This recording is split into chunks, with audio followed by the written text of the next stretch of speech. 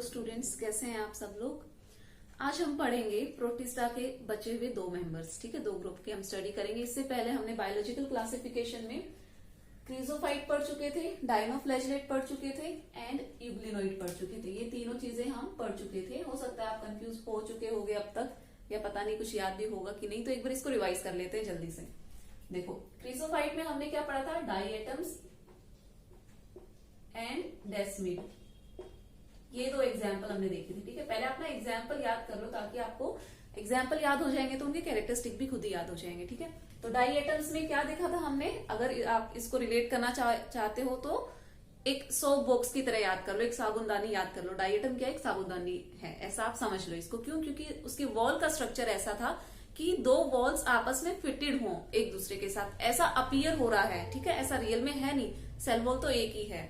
दूसरा इसका कैरेक्टरिस्टिक क्या था कि इसकी सेल वॉल में क्या थी, सिलिका थी। ठीक है, और ये क्या फॉर्म कर रही थी, डाइएटोमेशियस अर्थ फॉर्म कर रही थी, जिसके कि हमने कुछ यूजेस देखे थे कि फिल्ट्रेशन में यूज किया जाता है, फिल्ट्रेशन ऑफ ऑयल या फिर सिरप में। ठीक है, अब आई होप आपको रिवाइज हो गया होगा ये। और ये ऑर्गेनिज्म क्या था, क्रीजोफाइट्स, ये फोटोट्रॉफिक था।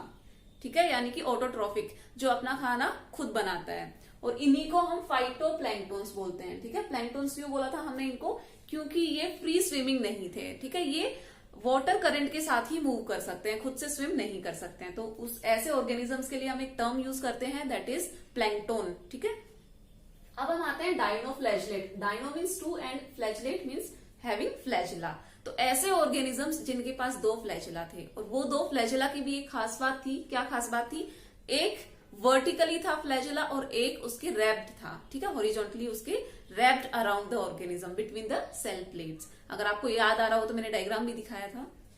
नेक्स्ट था, ये भी क्या थे, ये भी, और ये सारे के सारे एक्वेटिक हैं। ठीक है, हम जिनकी भी बात कर रहे हैं अभी तक जो हम बात कर चुके हैं, they all were aquatic organism. ये दोनों fresh water and marine water भी थे, बट यूग्लिनोइड क्या था, सिर्फ फ्रेश वाटर था।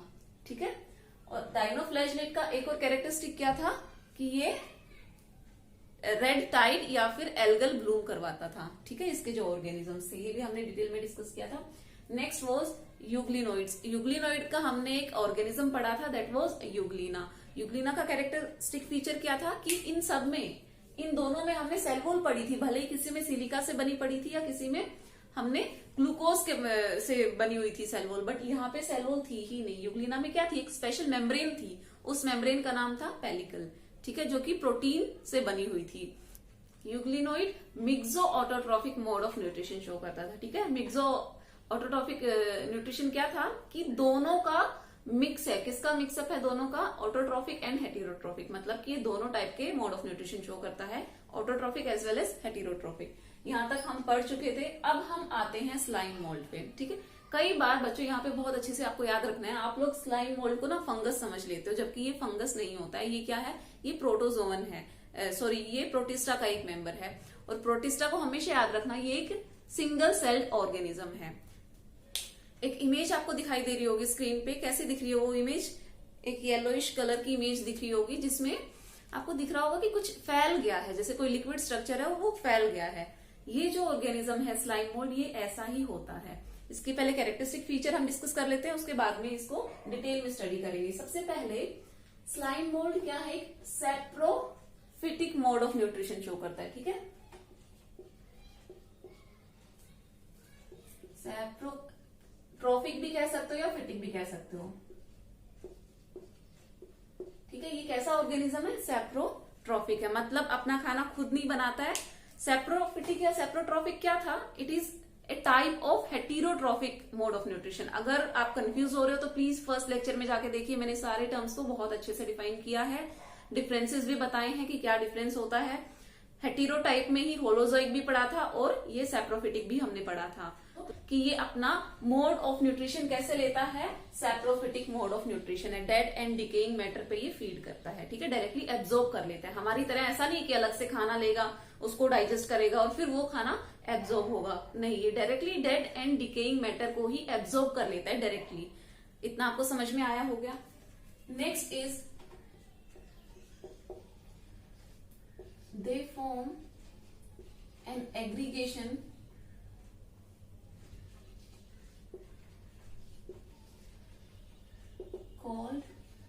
प्लाज्मोडियम।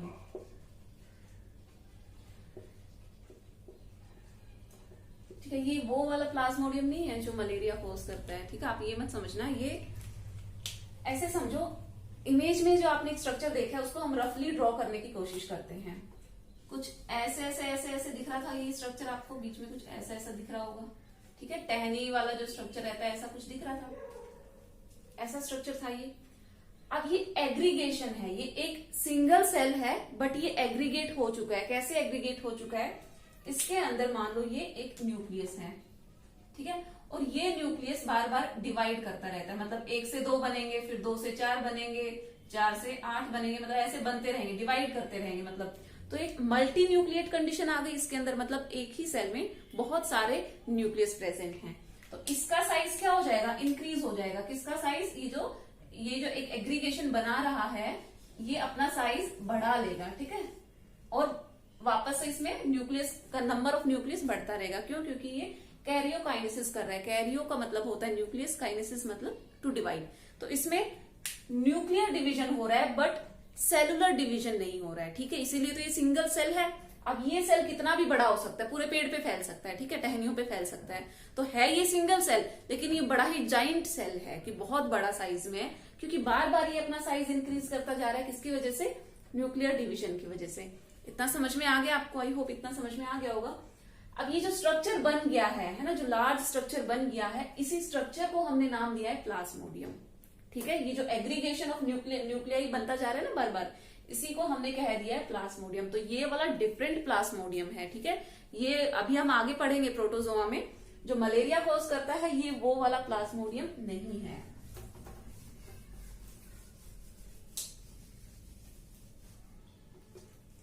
और ये प्लाज्मोडियम कब बना रहा है? एक कंडीशन होती है ड्यूरिंग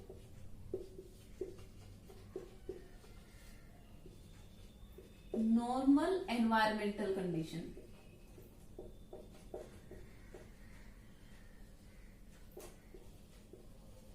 मतलब खूब सारा खाना पानी इसको मिल रहा है, ठीक है, अच्छा खासा इसका सर्वाइवल चल रहा है, कोई दिक्कत नहीं है मल्टीप्लाई करने में इसको।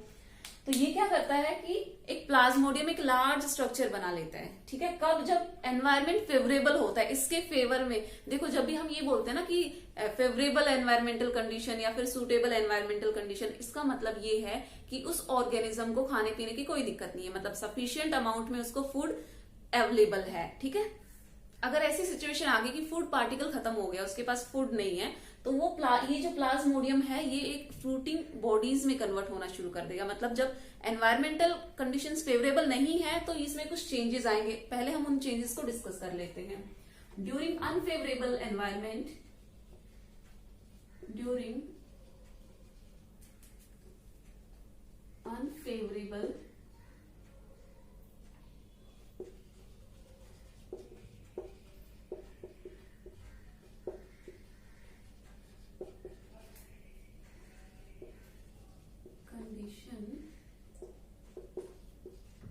slime mold forms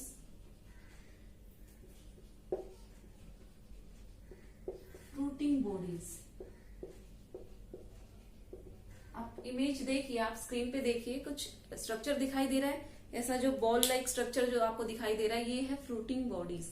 ठीक है, जब एनवायरमेंटल कंडीशन फेवरेबल नहीं होती है तो ये एक फ्रूटिंग बॉडी जैसा, एक स्पोरेंजियम जैसा स्ट्रक्चर बना लेते हैं। ये सारे जो टर्म्स है ना, कंफ्यूज मत होना, अब हम ये सब आगे पढ़ते ही जाएंगे क्योंकि आने वाले चैप्टर्स में बार बार ये सारे टर्म्स यूज होंगे। तो आप इतना समझो, ये जो राउंड राउंड स्ट्रक्चर आपको दिख रहा है ये क्या है? फ्रूटिंग बॉडीज हैं। कब फॉर्म हुई है ये तब फॉर्म हुई है जब उसका एनवायरमेंट उसके फेवर में नहीं है, अनफेवरेबल एनवायरमेंटल कंडीशन हो गई है। किसके अनफेवरेबल में हो गई है? स्लाइम मोल्ड के लिए। ठीक है, अब इस फ्रूटिंग बॉडीज के अंदर कुछ होगा भी। ठीक है, ये फ्रूटिंग बॉडीज क्या करती हैं? दे बियर स्पोर्स। ठीक है, ये आपको अच्छे से याद करना है कि इन फ्रूटिंग बॉडीज में क्या था? स्पोर्स थे, इनके अंदर क्या थे? स्पोर्स थे। अब यहीं से एक बात और क्लियर करते हैं, हम पढ़ रहे हैं प्रोटिस्टा। ठीक है, और जब मैंने प्रोटिस्टा पढ़ाना स्टार्ट किया था प्रीवियस लेक्चर में, तो मैंने एक चीज बताई थी, it is the connecting link. हमने इसको कनेक्टिंग लिंक बोला था। किस किस के बीच में? बिटवीन द मोनेरा, इससे जो लोअर किंगडम था जिसमें हमने बैक्टीरिया को डिस्कस किया था, between the Monera and other 3 kingdom. वो अदर 3 किंगडम कौन कौन से थे? फंगाई थी, प्लांटे थे एंड एनिमिलिया था। तो यहाँ पे कुछ कैरेक्टरिस्टिक आपको दिखाई दे रहे होंगे फ्रूटिंग बॉडीज।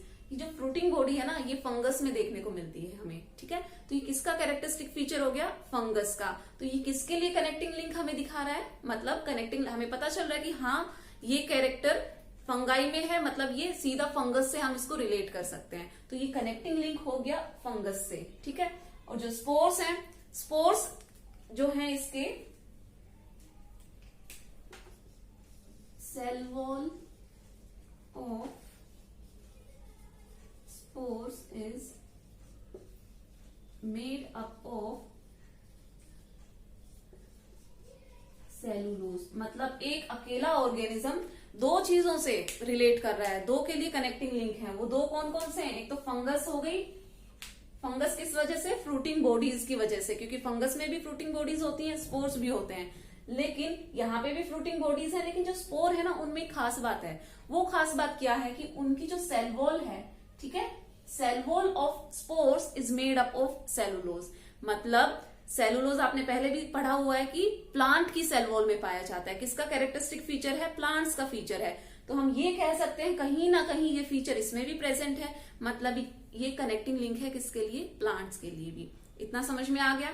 आपको ये लाइन को कभी भूलना नहीं है। जब भी आप प्रोटिस्टा को पढ़ोगे आपको अपने माइंड में रखना है, it is the connecting link between Monera and the other 3 kingdom.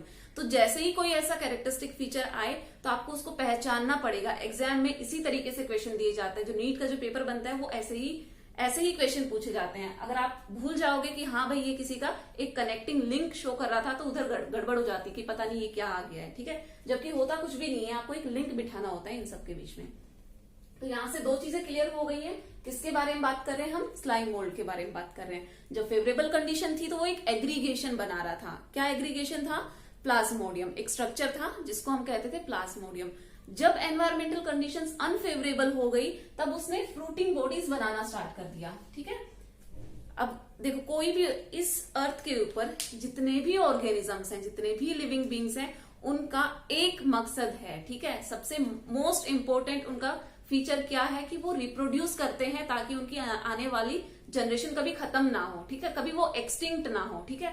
तो अपनी जनरेशन को आने वाली, मतलब अपनी पीढ़ी के लिए वो हमेशा रिप्रोड्यूस करते रहते हैं। तो अनफेवरेबल कंडीशन जब आती है तो सबसे पहले वो किसका सोचते हैं? वो रिप्रोडक्शन का सोचते हैं कि हम जल्दी से मल्टीप्लाई हो जाएं इससे पहले कि हम एक्सटिंक्ट हो जाएं। मतलब मान लो ऐसा कुछ फूड पार्टिकल खत्म हो गया, एकदम अकाल पड़ गया, ऐसी कंडीशन आ गई, तो भी ये सिंगल सेलुलर जो यूकैरियोटिक ऑर्गेनिजम्स हैं, ये सोच लो दिमाग में कुछ नहीं है, बट कितने चालाक हैं कि जल्दी से रिप्रोड्यूस कर दे ताकि एक्सटिंक्ट ना हो जाए। मान लो कोई एक ही ऑर्गेनिज्म है और ऐसी अनफेवरेबल कंडीशन में उसकी डेथ हो गई, तो उसका तो खत्म ही हो गया, एक तरीके से वो एक्सटिंक्ट हो गया, ठीक है।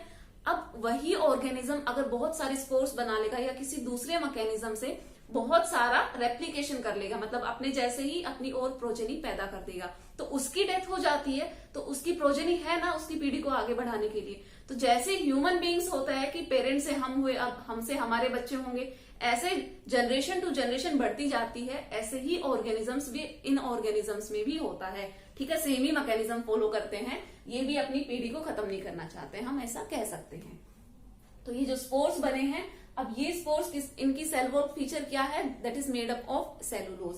अब ये स्पोर्स जहां पे भी जाएंगे, मतलब मान लो कंडीशन सब फेवरेबल हो गई हैं, तो ये फ्रूटिंग बॉडी बर्स्ट करता है, ठीक है, फूट जाता है, और ये स्पोर्स हवा के साथ, एयर करंट के साथ कहीं कहीं जाके बिखर जाते हैं, और जहां पे भी ये बिखरते हैं वहां पे वापस से एक नया स्लाइम मोल्ड पैदा हो जाता है। ये इनकी लाइफ साइकिल है, ठीक है, ऐसा आप कह सकते हो इनका रिप्रोडक्शन का तरीका है। इतना समझ में आ गया? नेक्स्ट हम पढ़ने जा रहे हैं, दैट इज प्रोटोजोआ, ठीक है। प्रोटिस्टा का ही एक ग्रुप था, क्या था? प्रोटोजोआ। अब इनको भी हमने फर्दर क्लासिफाइड किया हुआ है, ठीक है। किसके बेस पे किया है ये हम समझेंगे। पहले आपको ये याद रखना है कि हमने इनको भी 4 पार्ट्स में, 4 टाइप्स में डिवाइड किया हुआ है। वो 4 टाइप्स कौन कौन से हैं? Amoeboid protozoan, flagellated protozoan, ciliated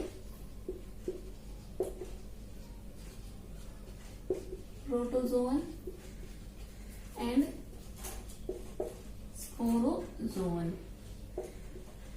ठीक है, इन 4 टाइप्स में हमने इनको क्लासिफाई कर दिया है। अब देखो बच्चों, आप ना इसका क्लासिफिकेशन भूलना मत। किसका?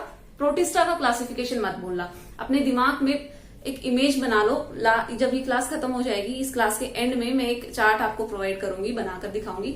आप ऐसे ही वो चार्ट बनाकर अपनी बुक में रख लो। ठीक है, टाइम मिले तो इसको रिवाइज करते रहना ताकि आपको ये क्लासिफिकेशन याद हो जाए। क्योंकि अगर क्लासिफिकेशन याद नहीं होगा तो सारी चीजें कंफ्यूज हो जाओगे कि कौन सा किसका पार्ट है, कौन सा कैरेक्टरिस्टिक किसका है। तो आप सबसे पहले रिकॉल करो कि हमने पढ़ा था प्रोटिस्टा।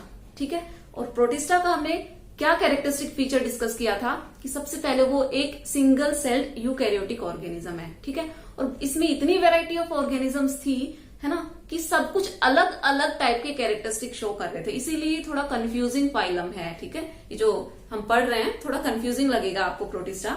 बट अब देखिए, सबसे पहले हमने क्रीजोफाइट की बात की थी, उसमें कुछ ऑर्गेनिज्म आए थे, हमने उनका कैरेक्टरिस्टिक फीचर स्टडी किया। क्रीजोफाइट के बाद में हमने स्टडी किया था डायनोफ्लैचलेट, वो उसका सेकेंड ग्रुप था। थर्ड हमने यूग्लिनोइड पढ़ा था। फोर्थ हमने पढ़ा था क्या? Slime mould. जस्ट अभी हमने पढ़ा है स्लाइम मोल्ड। तो वो 4 कैटेगरी आपको अच्छे से याद है। ये है 5वीं category, that is protozoan. But इस कैटेगरी में भी हमने और कैटेगरीज को डिवाइड किया हुआ है। ठीक है, और इन एक एक कैटेगरी का हम एक एक एग्जाम्पल भी स्टडी करेंगे। तो हो सकता है थोड़ा कंफ्यूजन हो जाए, बट मैं कोशिश करूंगी कि आपको अच्छे से एक्सप्लेन कर पाऊं। सबसे पहले हम क्या पढ़ रहे थे? इनका मोड ऑफ न्यूट्रिशन। ठीक है, तो इसका मोड ऑफ न्यूट्रिशन भी क्या है? ये जनरली होते सारे हेटेरोट्रॉफी हैं, लेकिन ये पैरासिटिक भी होते हैं।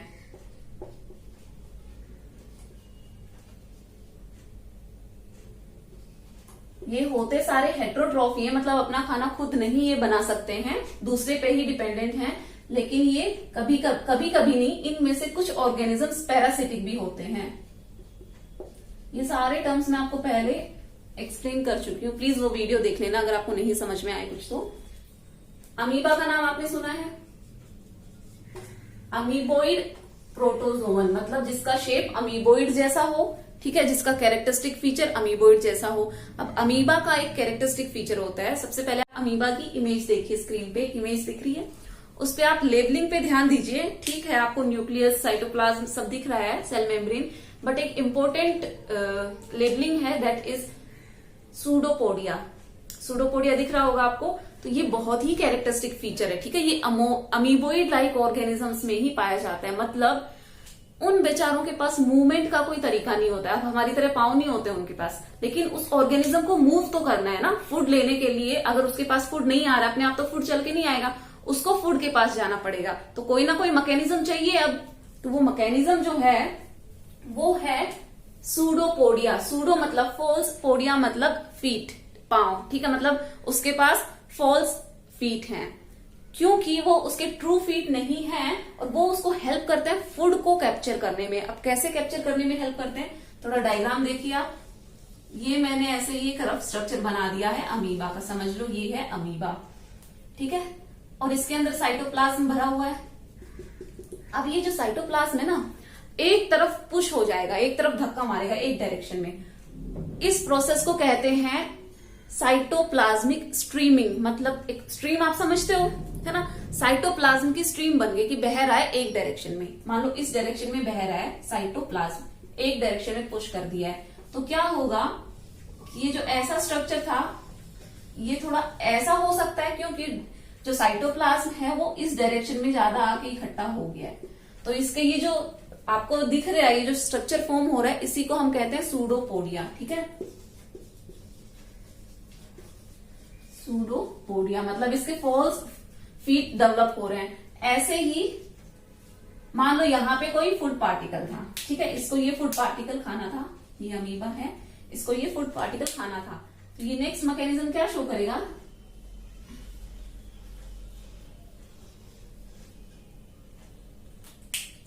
ये जो फूड पार्टिकल था अब इसने ऐसे एनगल्फ कर लिया है। किसकी हेल्प से एनगल्फ कर रहा है? ये सूडोपोडिया की हेल्प से, ठीक है। ये जो ऐसे स्ट्रक्चर आपको दिख रहे हैं ना, ये सारे इसके सूडोपोडिया हैं। और ये कैसे डेवलप हो रहे हैं? जिस डायरेक्शन में इसका साइटोप्लाज्म जा रहा है, पुश हो रहा है, उसी डायरेक्शन में इसके ये सूडोपोडिया डेवलप हो जा रहे हैं, ठीक है। तो ये इसका मैकेनिज्म है, एक मूवमेंट का मैकेनिज्म भी है। और सूडोपोडिया इसको हेल्प करते हैं न्यूट्रिशन लेने में, अपना फूड पार्टिकल एनगल्फ करने में, ठीक है। तो हमारी बॉडी में कुछ सेल्स हैं जो इस टाइप का मूवमेंट शो करते हैं, तो हम उन सेल्स को उस टाइप के मूवमेंट को हम कहते हैं अमीबॉइड मूवमेंट।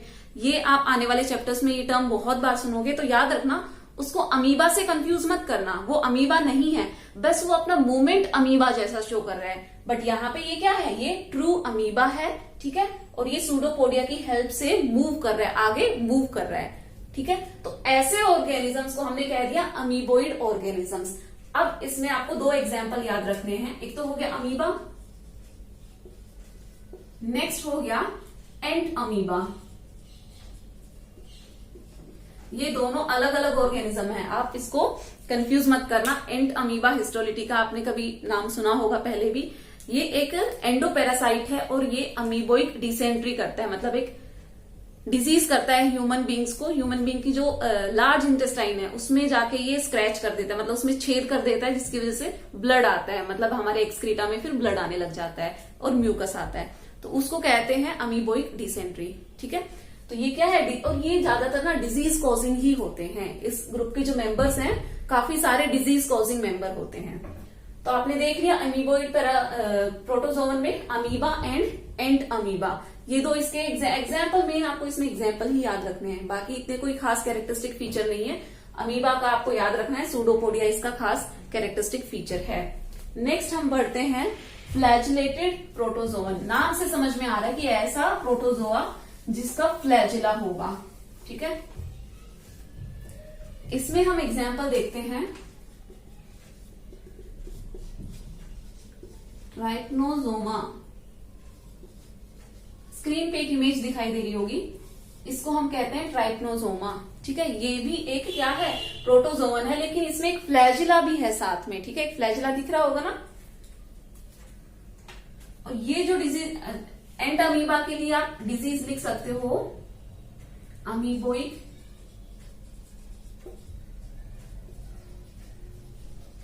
डिसेंट्री, ठीक है। ऐसे ही जो ट्रिपनोजोमा है ये साउथ अफ्रीका में पाया जाता है, ठीक है। अफ्रीकन कंट्रीज में पाया जाता है और ये एक डिजीज कॉज करता है जिसका नाम है स्लीपिंग सिकनेस। तो आप इसको लिख लो, causes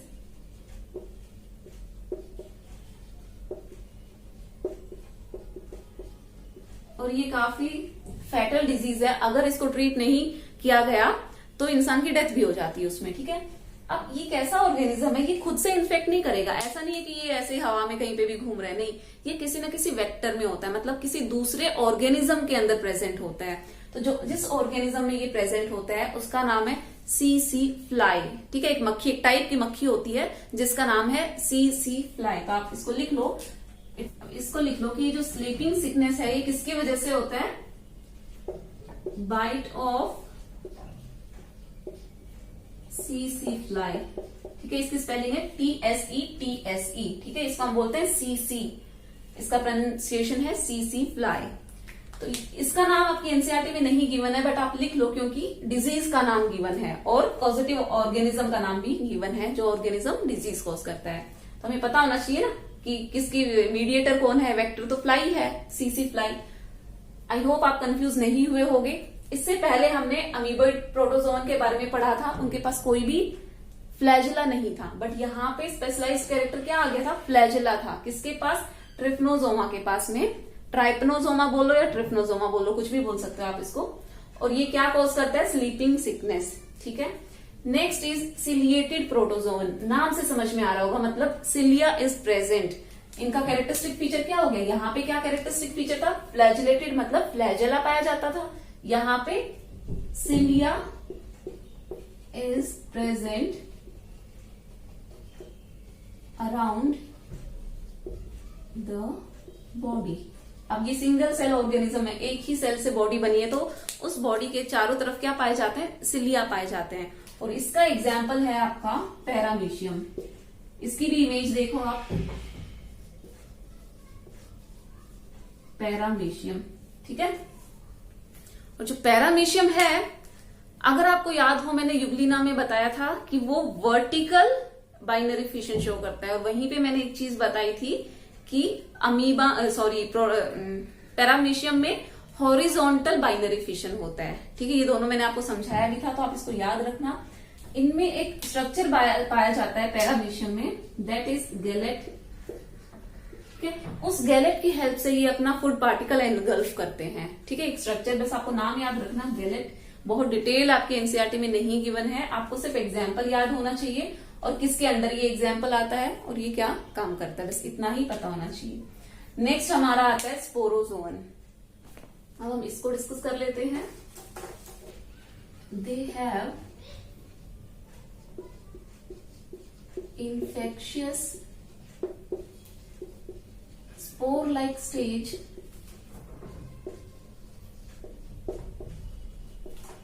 in their life cycle।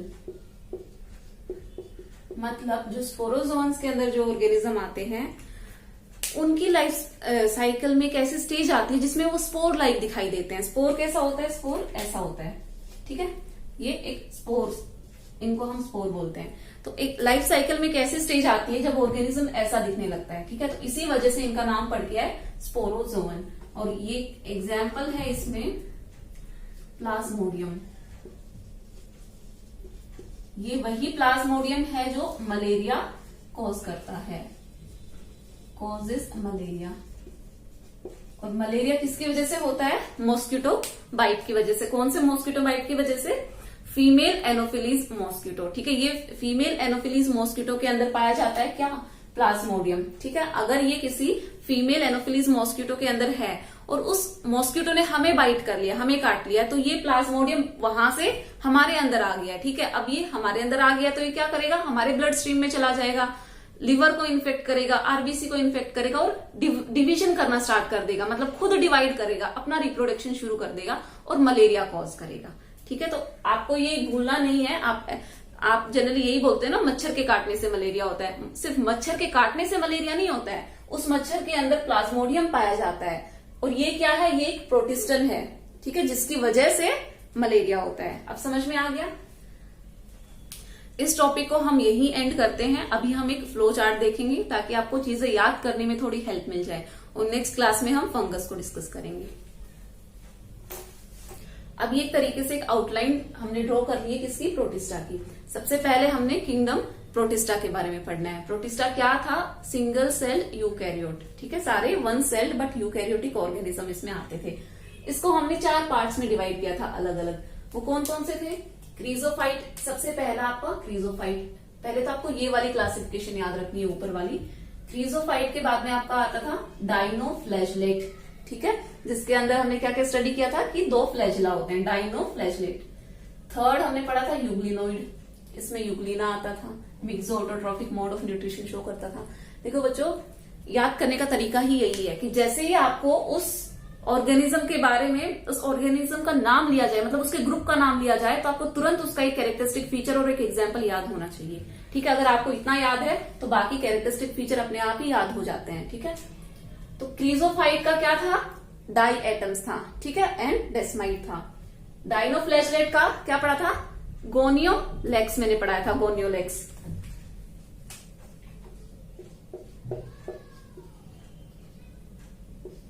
ठीक है, जो कि क्या करवा रहा था? रेड टाइड करवा रहा था। ठीक है, नेक्स्ट हमने यूग्लिनोइड। यूग्लिनोइड का हमने क्या पढ़ा था? यूग्लिना। उसका कैरेक्टरिस्टिक फीचर क्या था? पेलिकल मेम्ब्रेन प्रेजेंट थी। ठीक है, साथ साथ 2 फ्लैजिला भी प्रेजेंट थे, एक छोटा फ्लैजिला जो उसके अंदर पाया जाता था, एक बाहर पाया जाता था। दूसरा कैरेक्टरिस्टिक फीचर क्या था इसका? Mixotrophic mode of nutrition.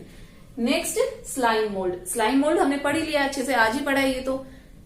अब ये क्या बना? इसका कैरेक्टरिस्टिक फीचर क्या था कि ये फ्रूटिंग बॉडीज बना रहा था। कब? अनफेवरेबल एनवायरमेंटल कंडीशन में। और इसकी सेल वॉल जो थी, स्पोर की सेल वॉल थी, वो सेलुलोज से बनी हुई थी, जो कि एक कनेक्टिंग फीचर था प्लांट्स के साथ में।